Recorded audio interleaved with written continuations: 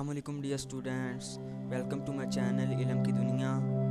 تو جیسا کہ آپ سب کو معلوم ہے کہ ہم نے اے آئی او یو اسلامیات میٹرک کی اسائنمنٹ سٹارٹ کی ہوئی ہیں، اور اسائنمنٹ نمبر 1 کا کویشچن نمبر 3 ہے سنت کا لغوی اور اصطلاحی معنی تحریر کریں، نیز سنت اور حدیث میں فرق واضح کریں۔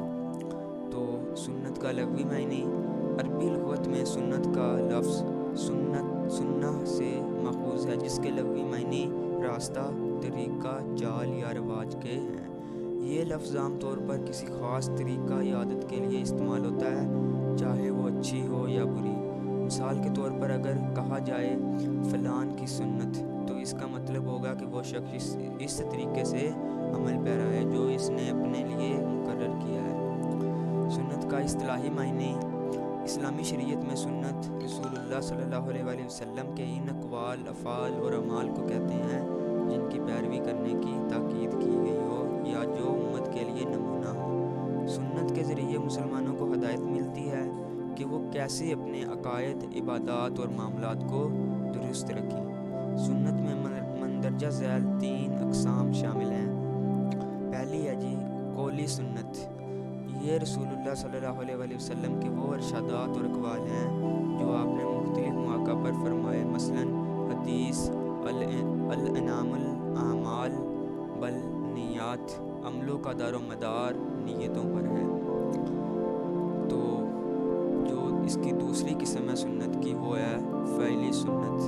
یہ رسول اللہ صلی اللہ علیہ وآلہ وسلم کے وہ عملی اعمال ہیں جنہیں آپ نے خود انجام دیا، یعنی کر کے دکھایا، مثلاً نماز پڑھنے کا طریقہ، وضو کرنے کا طریقہ اور حج کے ارکان۔ جو تیسری سنت کی قسم ہے وہ ہے تقریری سنت۔ یہ رسول اللہ صلی اللہ علیہ وآلہ وسلم کی خاموشی یا رضامندی پر مبنی سنت ہے، یعنی اگر کسی صحابہ نے کوئی عمل کیا اور رسول اللہ صلی اللہ علیہ وآلہ وسلم نے اس پر خاموشی اختیار کی تو اس عمل کو بھی سنت میں شامل کیا جاتا ہے۔ آگے ہے سنت اور حدیث میں کیا فرق ہے؟ سنت اور حدیث میں فرق۔ تو پہلے حدیث دیکھتے ہیں۔ حدیث نبی صلی اللہ علیہ وآلہ وسلم کے اقوال، اعمال اور خاموش رضامندی کی وہ روایتیں ہیں جو مختلف رویوں کے ذریعے ہم تک پہنچی ہیں۔ اور جو سنت ہے وہ ہے سنت ایک طے شدہ طریقہ ہے جو رسول اللہ صلی اللہ علیہ وسلم کی زندگی کے عملی پہلو کو بیان کرتی ہے اور امت کی پیروی کرنے کے لیے ایک نمونہ فراہم کرتی ہے۔ تو حدیث میں نبی اکرم صلی اللہ علیہ وسلم نے بیانات اور واقعات کا تذکرہ ہوتا ہے اور اس کی صحت و کمزوری کو جانچنے کے اصول موجود ہیں، اور سنت میں عمل پر زیادہ زور دیا جاتا ہے اور یہ مستقل طور پر اپنائی جانے والی چیز ہے۔ تو حدیث بیان، روایات یا قصے کی صورت میں ہوتی ہے اور اس کے لیے مستند راوی درکار ہوتے ہیں۔ سنت زیادہ تر عملی اور طرز زندگی سے متعلق ہوتی ہے۔ حدیث سنت کی وضاحت اور تفصیل فراہم کرتی ہے اور اسے محفوظ کرتی ہے۔ سنت کے ذریعے مسلمانوں کے لیے رسول اللہ صلی اللہ علیہ وآلہ وسلم کی زندگی کو عملی نمونہ بنایا گیا ہے۔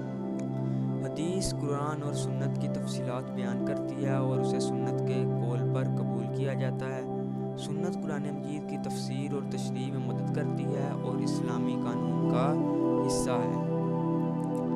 تو مثال لے لیتے ہیں، پہلے دیکھتے ہیں سنت کی مثال: 5 وقت کی نماز، روزے رکھنا، حج کے مناسک ادا کرنا اور زکوٰۃ دینا، یہ سنت کی اقسام ہیں۔ اب دیکھ لیتے ہیں حدیث کی مثال: لا یؤمن احدکم حتی لا یخیہ ایہ لنفسہ، تم میں سے کوئی شخص اس وقت تک مومن نہیں ہو سکتا جب تک وہ اپنے بھائی کے لیے وہی پسند نہ کرے جو اپنے لیے پسند کرتا ہے۔ یہ آگے حدیث کی مثال۔ تو اب اس پورے کویشچن کا خلاصہ دیکھ لیتے ہیں۔ تو اس کا خلاصہ ہے سنت نبی کریم کی عملی زندگی اور طرز عمل جو امت کے لیے نمونہ ہے، جبکہ حدیث وہ روایتیں ہیں جو سنت کو ہم تک پہنچاتی ہیں۔ یوں سنت اور حدیث میں فرق یہ ہے کہ سنت ایک مستقل عمل ہے اور طریقہ ہے، جبکہ حدیث اس عمل یا طریقے کی تفصیل بیان کرتی ہے۔